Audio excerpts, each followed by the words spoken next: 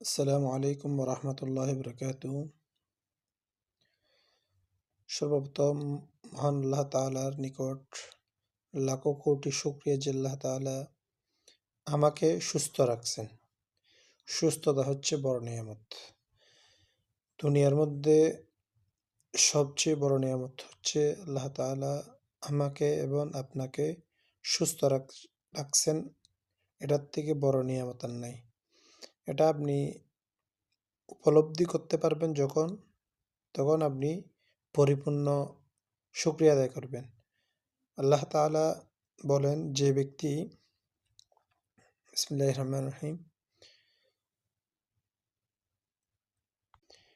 Line শাকারতুম লাযীদান্নাকুম ওয়া line কাফারতুম ইন্না আযাবি লাশাদীদ।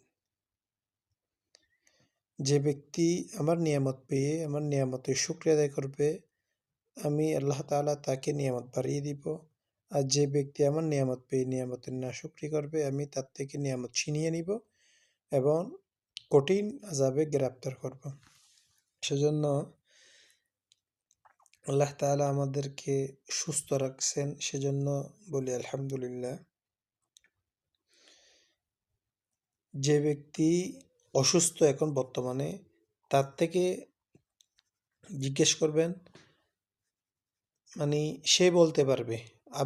আপনার যখন মানে অসুখ হয়, গায়ে জ্বর হয়, তখন আপনি উপলব্ধি করতে পারবেন সুস্থতা জিনিসটা কি। সেজন্য সুস্থতা হচ্ছে বড় নিয়ামত। সুস্থতার জন্য আল্লাহ তাআলার কাছে দোয়া করা, যেন আল্লাহ তাআলা আমাকে এবং আপনাকে সবসময় সুস্থ রাখেন। সুস্থতার বিকল্প নাই।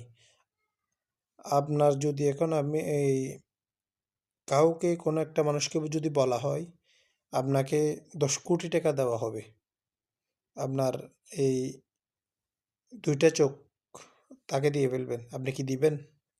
অবশ্যই দিবেন না। তো সেজন্য আল্লাহ তাআলা যে নিয়ামতগুলো আমাদেরকে দিয়েছেন, সেই নিয়ামতগুলার কদর করা, নিয়ামতগুলা আল্লাহ তাআলা কোথায় কি করতে বলেছেন সেগুলা করা। আল্লাহ তাআলা আমাদেরকে 5 ওয়াক্ত নামাজ ফরজ করেছেন। আমরা কলিমা পড়ার পর, আমরা ঈমান আনার পর, আমরা সর্বপ্রথম কালিমা যখন পড়ছি, কালিমার মধ্যে এটাও আছে 5 ওয়াক্ত নামাজ পড়া ফরজ।